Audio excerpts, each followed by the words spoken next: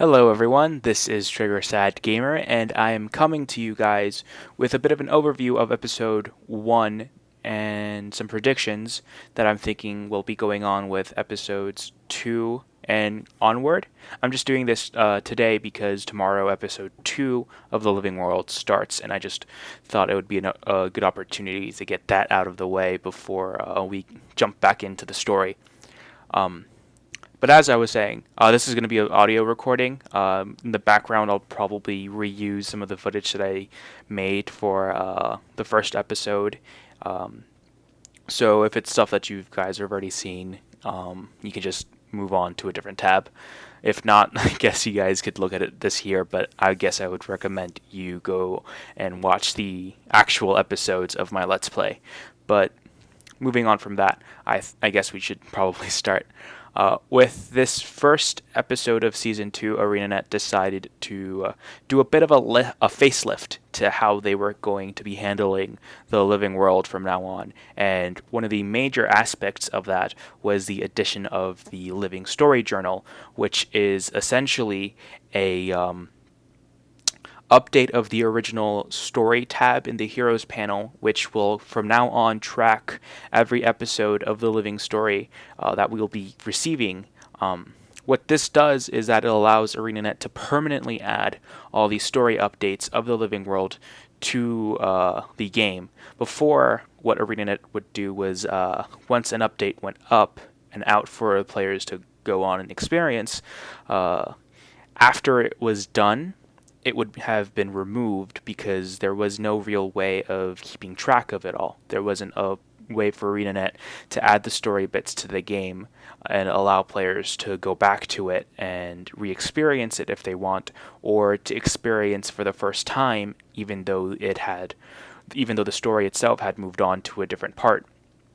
What the story journal allows is that if a player were to log in during the 2-week period that the episode was going to be taking place, the game would unlock the chapter for us to explore and go out and play, and it would allow us to go back and replay it should we ever feel the need to do so. In addition to this, I'm sorry, the phone's going off. Someone should probably pick that up. I'm not going to do it because I'm doing this. But anyway, in addition to that, if the player unfortunately was not able to make it onto the game during the 2-week period the story was taking place, the episode, I'm sorry, I need to get used to it. ArenaNet's calling all the updates episodes from now on. I'm not really sure why. I would personally have gone with chapters. That's a bit of a thing that I don't a bit of a complaint that I have, but ArenaNet wants to sort of treat the Living World as a sort of television series, so they're calling the updates episodes from now on. But once an episode has gone live and the player has gone live and has gone away, a player who wants to experience it can now go in and purchase it for gems. ArenaNet has said that the updates that have gone are going to be made purchasable for around 200 gems each, which, if I'm correct in saying, translates to $1.50 American. I'm not sure about euro. Or around, as of this recording, around 19 gold if you were to purchase it with gold instead of with cash. I personally think it's a good idea. Looking back at all the editing that I've done, I played the first episode for about 2 hours or so. That's not including exploring Dry Top, but that, I guess that would be considered free content from the update.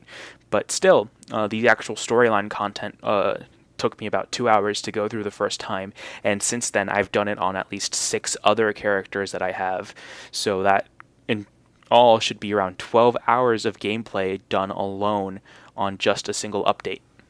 Still, $1.50 for 2 hours worth of gameplay, I think that's a fair deal, in my opinion.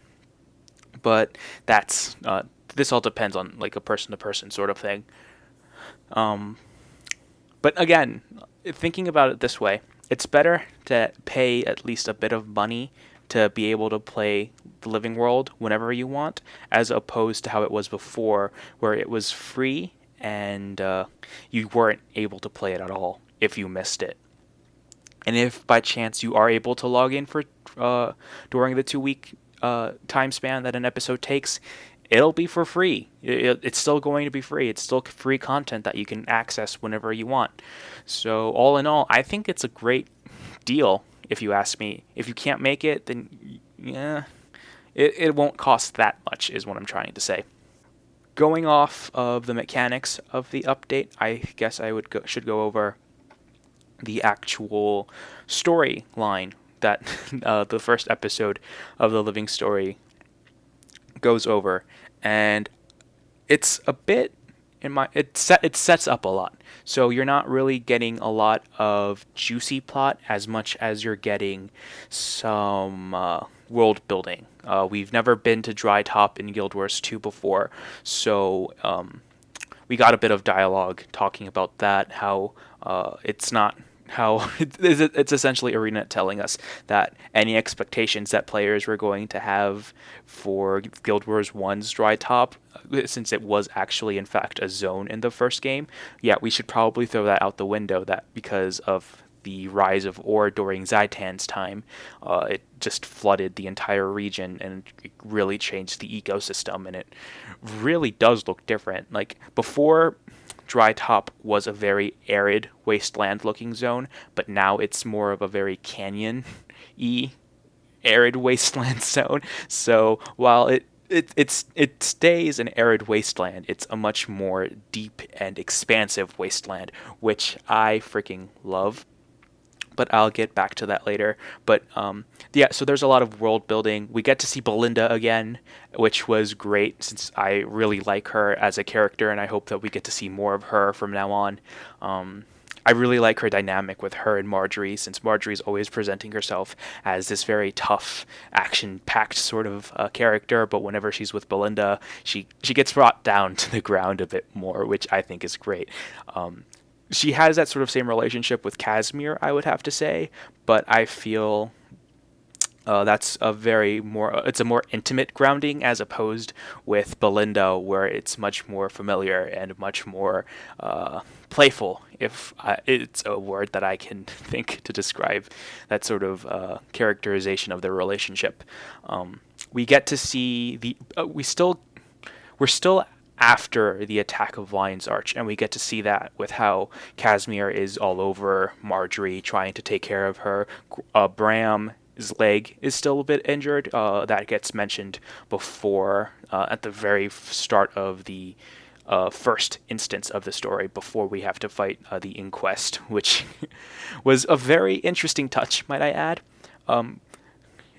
Brisbane Wildlands as a zone right now, it's a very toss-up between three evil factions. We have the Bandits, we have the Nightmare Court, and we have the Inquest, all sort of intermingling with one another. And only seeing the Inquest itself really goes to show that while there's a lot of sort of crossing of ideas happening between these three factions, it's still evidently clear that the Inquest and possibly the Nightmare Court and the Bandits have their own motives for being in Brisbane.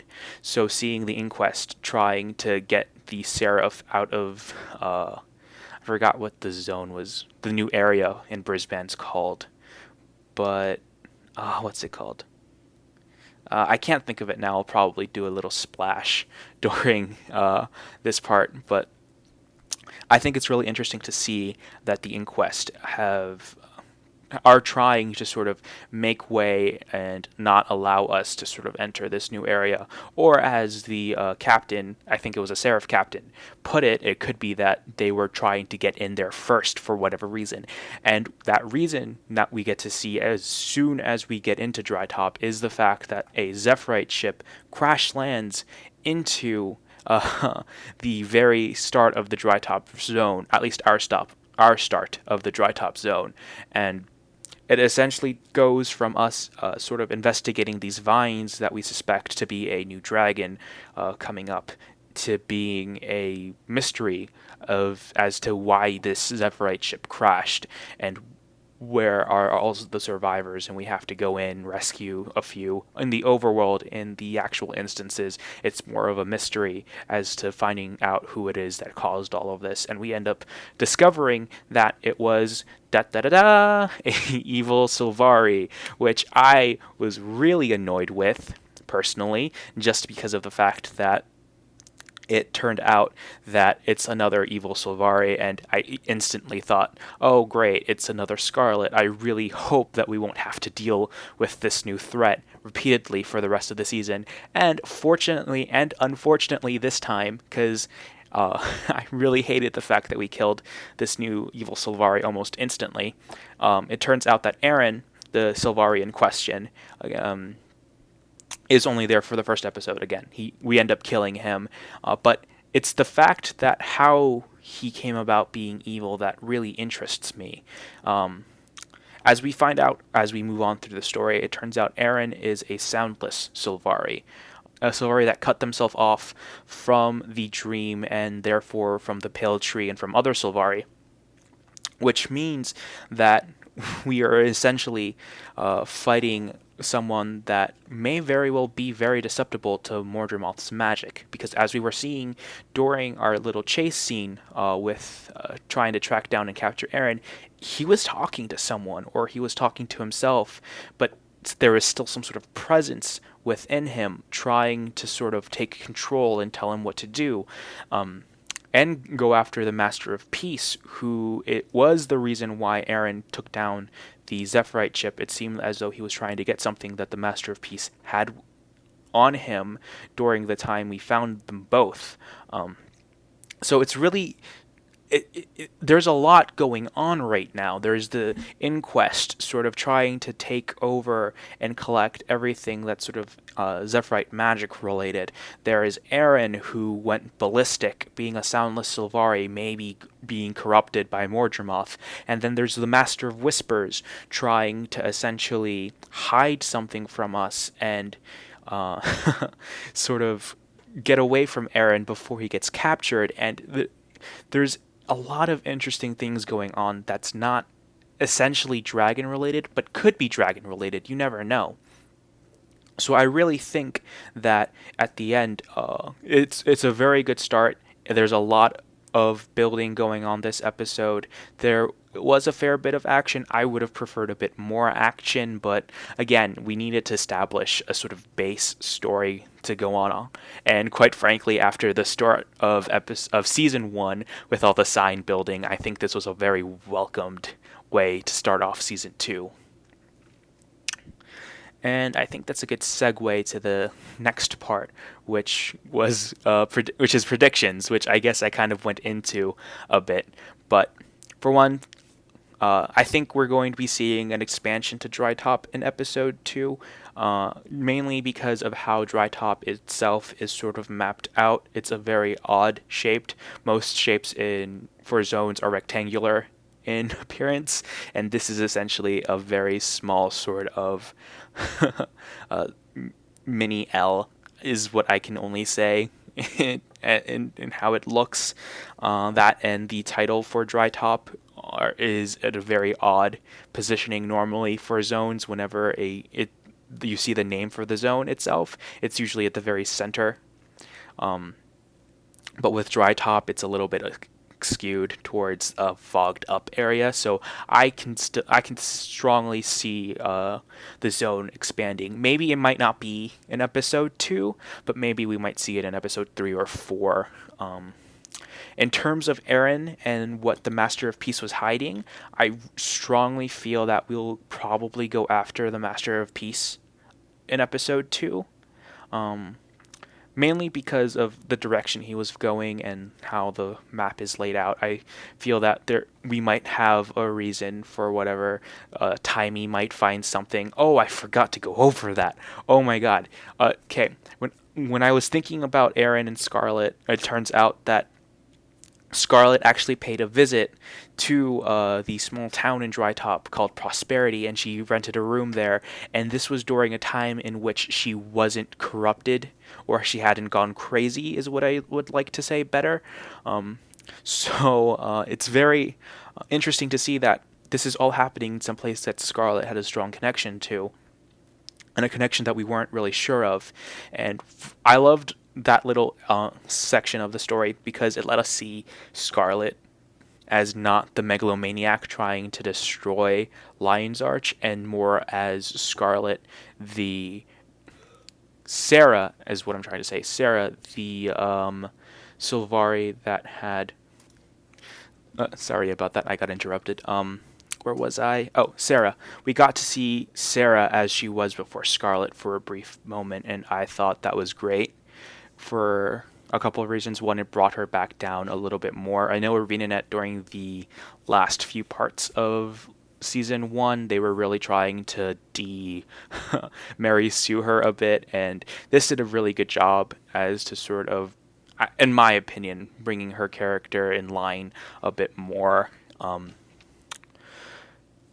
Other than that, there was some interesting tidbits. For once, in our time period slash dimension slash mist instance, I don't know how to explain it. Sarah was the one that invented the steam creatures.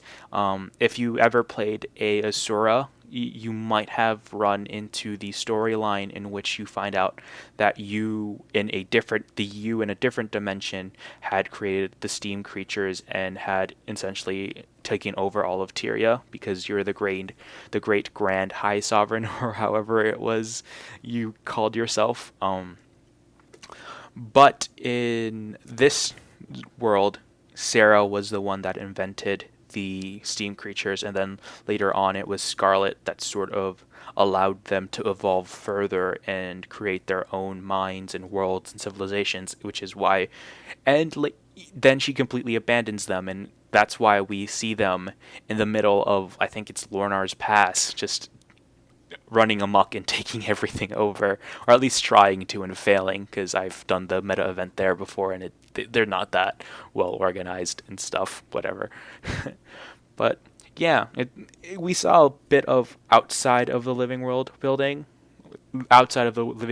world building, and we saw a bit more of Scarlet as she was, as she could have been had she not gone crazy through Omad's machine. Sorry, I got interrupted again. I actually forgot what I was about to say. But moving on from Scarlet, I'm sure a lot of people probably don't want to hear about her anymore. Back to predictions. We might chase after the Master of Peace again. We might actually be able to get an answer from him, but if it's anything like the E mystery, I doubt we'll be seeing him or even get a response from him if we do happen to find him. There is some interesting things going on with vines and waypoints that Reddit has picked up and gone crazy over. It sounds as though the vines that were sprouting up around waypoints in Dry Top and Brisbane Wildlands, they're starting to move out to different zones, and it could be that they're moving on into what's that zone called? Frostgorge Sound. I'm sorry, I'm horrible with remembering names, but yeah, it sounds as though a lot of the vines that are making contact with waypoints are going into Frostgorge Sound. So it could be that Season 2, instead of just fighting Mordremoth, we might actually fight Jormag instead, or as well, or maybe both dragons might start fighting each other. I think that would be a very interesting concept to work off of, just because as much as I like fighting the dragons, and as much as I like them as a concept, as not just being these wild, crazy beasts, but as a force of nature that helps curb the amount of magic in the world, I would still like to be able to move on from them into other aspects of the world, just because I like being in Dragon Slayer and fighting dragons 5 times in a row. I feel like that would get boring after a while. So if we are able to take down Mordremoth and Jormag relatively at the same time, I think that would help sort of move the story along a bit more. But then again, the whole point of Guild Wars 2 is to fight dragons, so I can't see how the story could move on past the dragons after we're done with them all. But who knows, we might be able to see something like that, hopefully.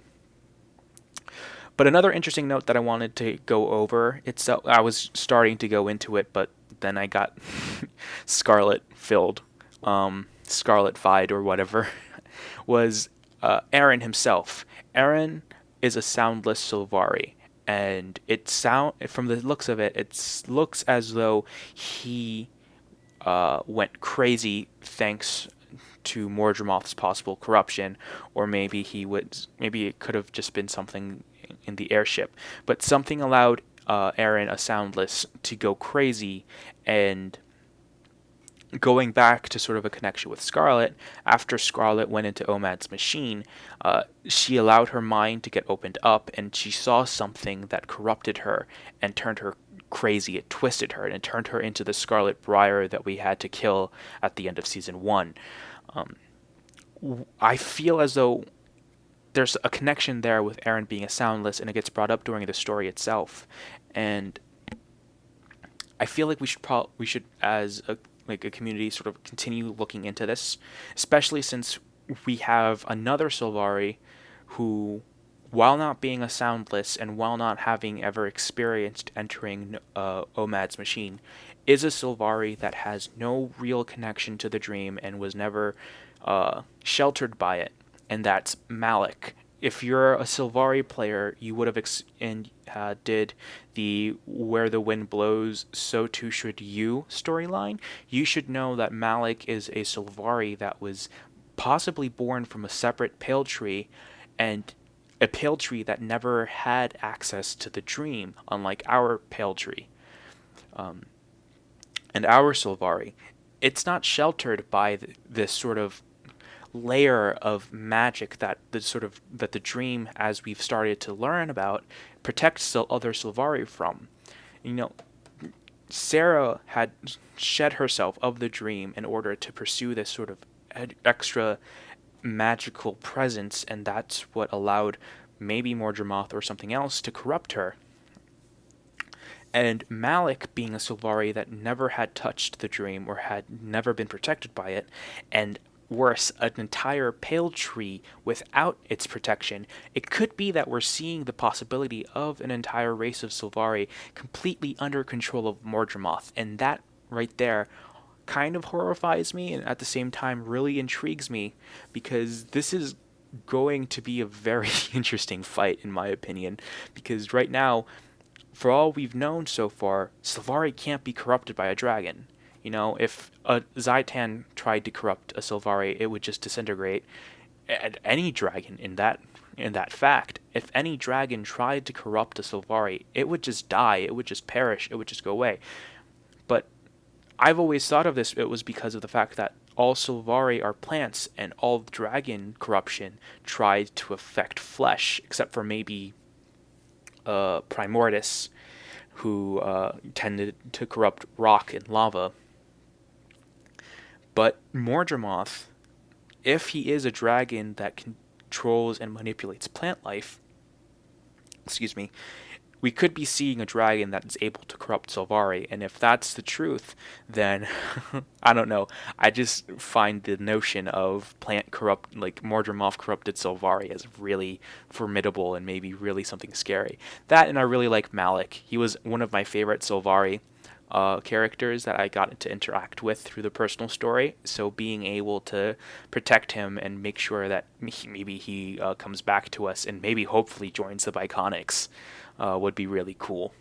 So yeah, I think I've gone over everything that I wanted to go over, and I've certainly gone over the time. Oh wow, I might have to edit this down a bit.